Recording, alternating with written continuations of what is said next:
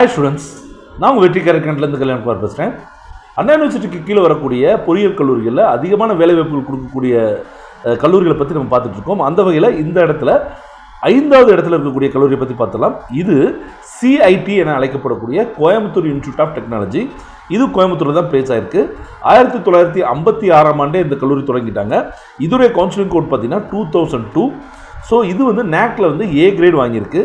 So இங்கே placement ரெக்கார்டை பொறுத்த வரைக்கும் 2023 668 மாணவர்களுக்கும் அதிகமான மாணவர்கள் பிளேஸ் ஆகிருக்காங்க.